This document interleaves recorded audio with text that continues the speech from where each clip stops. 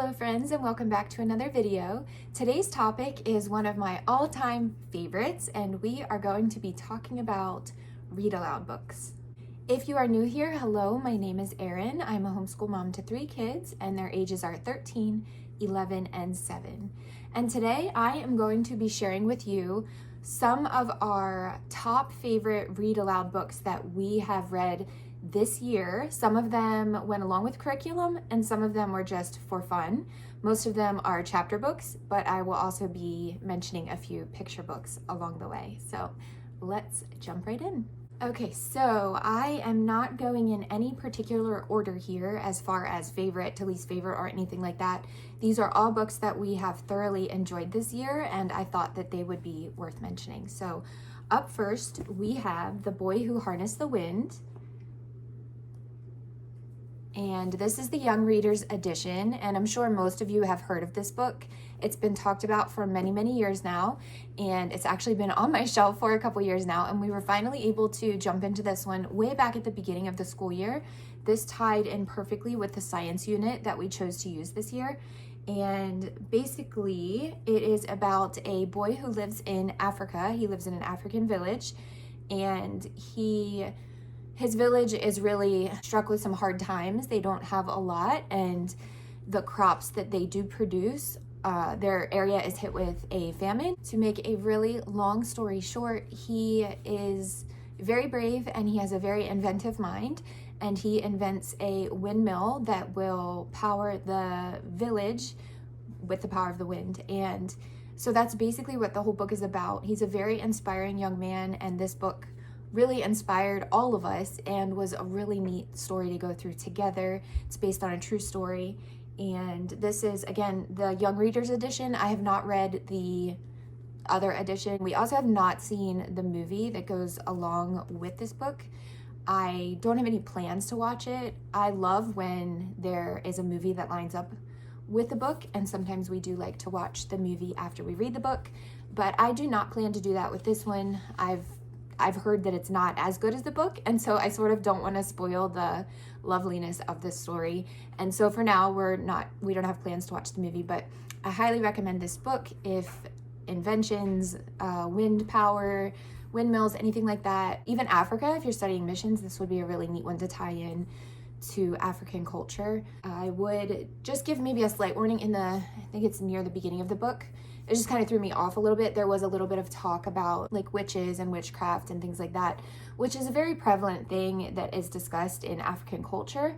And it was not uplifting it or anything like that, but just a heads up, if that's something that you're sensitive to within your family structure, it could pose for some discussions that maybe your kids aren't quite there yet. So just keep that in mind as you're considering this book. My kids were fine with it. We were able to have a nice discussion about it, and just that it's sort of a cultural thing for them, and that obviously is not something that we condone or agree with, but in their culture it is a very common thing for them to believe in those. So it opened up some great discussions for us, but just take that as a warning in case you have younger children and maybe you haven't jumped into those discussions yet. Next up, we read Song for a Whale. And this one was also very, very good. And I believe we also tied this one into our science. I think it vaguely went along with our science. It talked a lot about echolocation, and so I believe that's why I chose to read this one. I've also had this one on my shelf for a couple years, and we finally read through it all together as a read aloud in our morning time. And this was also a very excellent book. It's about a young girl who is deaf, and she faces many family challenges. There's a mix of those within her family that are also deaf, but are also not deaf. And so she has always sort of felt very different from her family for those reasons, and has some communication problems and things like that. And so it ventures along through a little bit of time with her and sort of going through their struggles and encountering different situations. And she goes on an adventure with her grandmother and chasing this whale. She wants to meet this specific whale that they believe is deaf. And it was a really neat story. I will also caution that she defies her parents in a pretty big way. The basis of the story, honestly, is the adventure she goes on, and she disobeys her parents in this adventure. And of course, that's not something that I, again, will condone or am okay with. And also, she doesn't either. She realizes, she knows ahead of time that she's making a bad choice, but it becomes very apparent throughout the rest of the book that she is dealing with consequences from disobeying her parents with the decision she made. So the ending of the story, towards the end of the story, does bring that to reconciliation, and she understands her choice was a poor choice. Throughout the choices that she made, she does learn many lessons, and some of them good, some of them bad. Ultimately, she does at the end reconcile with her parents, which of course is the best thing for her to do. Instead of living in her disobedience, she comes to terms with the fact that she made a bad choice. And so we did have some discussions about that. And as far as I know, this is not a faith-based book of any sort. The author is not a proclaiming Christian as far as I know, or anything that I found. But I don't think there was any language or anything throughout the book that was super heightened to me or anything like that. But this was a really good story, and it also enabled the kids to learn about someone who's a little bit different from them, somebody who does not have the ability to hear and communicate like they do with other people. So this was a really great one, and I think this one will forever be a special one for us. And another favorite of my kids, and also mine, was this one. This is the Akimbo Adventures.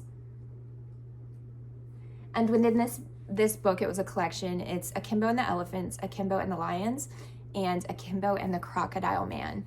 And this also is a little boy who lives in Africa, and as far as I know, it's not based on a true story, but also ties in really great African culture, and each of the stories involves him learning about the different animals that are within the story and going on little adventures and learning things about them with his family and with other friends along the way. So these were really, really sweet, and there is nothing alarming in these at all. Some animal bites and things like that. So if your child is sensitive to animal danger, then that might be something that you might want to censor. But as far as language or indecent content, absolutely zero that I can remember. This was really great, really sweet. And we also have the other two on our shelf to read, Akimbo and the Baboons and Akimbo and the Snakes. So we have not gotten to those yet, but we are really excited to jump into those very soon. And then I also had plans to finish Easton's Into the Nations unit study this year, which is a missionary study that he started last year, and we did not get done, so we were going to finish it this year. But to be honest, the only missionary that we read about this year was Elizabeth Elliot, and this is 100% worth the reading. I'm so glad that we were able to complete this book and to study a little bit more about her. She is just an amazing woman, and you probably mostly all know about the Christian Heroes Then and Now series. All of them that we've read have been so great. I will say that these books, I feel like, are so full of so much information that sometimes it is a lot, especially for my younger girls. They would sit and they would read with us and listen, and of course they would learn things and they would remember things, and they remembered a lot about Elizabeth Elliot and her life. But these books go through so many steps of the missionary's life along the way, which is wonderful. But it does get to be a lot of villages and people names and things like that. That's not a complaint. There's just a lot to remember if you're expecting your child to take everything in. Mine had a little bit of trouble remembering all of the village names and things like that. But maybe there's other missionaries that don't have as many locations they go to as someone like Elizabeth Elliot. But this was a really great book. These books are a little bit of an older, deal with some older sensitive topics, some death, and obviously Elizabeth Elliot's husband was slaughtered, so you do read that a bit along the way. So just a heads up about those things if you have some younger kids. But we all thoroughly enjoyed this as a family and had really, really great discussions about this one. Easton has for Christmas, he got his first couple Hardy Boy books, and let me tell you, he has always enjoyed reading, but this series he literally does not put down.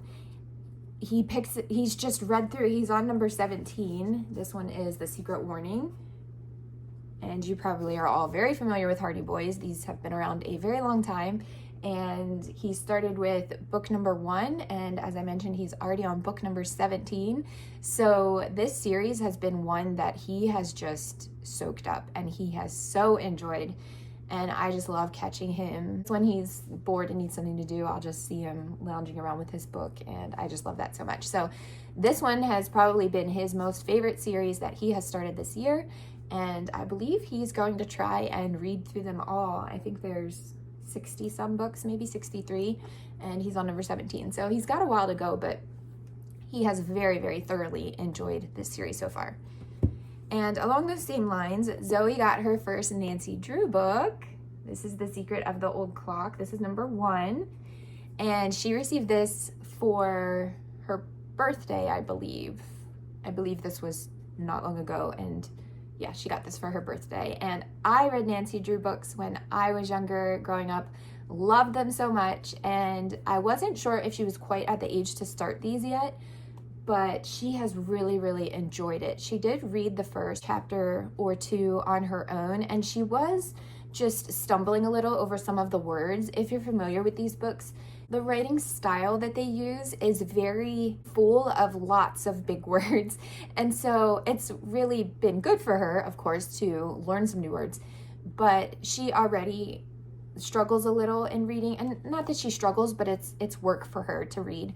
And so she was getting a little stuck and not completely understanding because she was trying so hard to read through the content, that I have started reading this with her at this point, and she's able to enjoy it a little bit more, I think, when I read along beside her or help her. And so this has also been a really sweet series to start with her, and I hope that she wants to continue these as well. And another one that she enjoys is also the Bobbsey twins. Those are all really sweet stories as well. And I am currently reading through The Ministry of Motherhood by Sally Clarkson. I am reading through this one with my mom's group at church, and this one has been really, really good. I just love Sally Clarkson. I've read one of her other books. I believe The Mission of Motherhood is the other one that I haven't read it completely, but I've sort of browsed it and picked out some really great things from it. And just the way that she authors and the way that she writes in such a loving tone is just, it's just really amazing. And so this has been a really great one to go through with my mom's group at church. It has prompted some really, really great conversation, and I think that we are all growing and learning lots of great things from this book. And I think we just finished up part 2, and so we have about half of the book to get through yet, but I'm really excited to finish this up and to keep going with our great conversations in our group. We have also read some really great picture books this year with our 5 in a row Christian character and Bible study supplement, and there are so many in here that we read that I can't even tell you. I mean, I can name a few that we really, really loved, but we didn't read any that we did not like. And there were so many in this book that were just so sweet. We really enjoyed Ferdinand, and The Little Red Lighthouse was really, really great. And The Salamander Room was super sweet. We just read that one last week, and that one was so cute. And I'm just trying to think. There were just so many that were so good. Yeah, so I can't even tell you all of them that we enjoyed, but those were a few that stuck out to us along the way. And this was also a really sweet morning time addition for us. And just adding in all of those picture books was just very, very special. And then the last one that I wanted to mention is, I believe it's a newer series, and this is sort of I would say an early reader chapter book series, or a picture book. Like, I kind of feel like it's in between, but that is Oris and Timble and their little adventures. This is number 3. We have read the first one, and I just returned the second one, and these are so sweet. We read the first one, and I wanted to cry because it was so cute. The owl's character is just so precious. And so I highly recommend these if you have younger ones, or even Easton, my 13-year-old, just really thought this was a sweet story. So I highly recommend these. They were a little hard to get from my library. I had to wait for this one to pick up, and they just seem to come and go really quickly, and they don't have a ton of copies. And so I was really excited when we finally just picked this one up today, and so I'm excited to read through this one. And yes, I would highly recommend this series if you can get your hands on it. So that pretty much wraps up all of the books that I wanted to talk about today. If you have read any of these and you loved them also, please let me know down below. If you have any other suggestions that you think our family may enjoy, then also please let me know down below. I always love watching book videos from different homeschool moms because I love getting new ideas for really great stories to read with my family. So thank you all for being here if you've watched to the end, and we will talk very, very soon.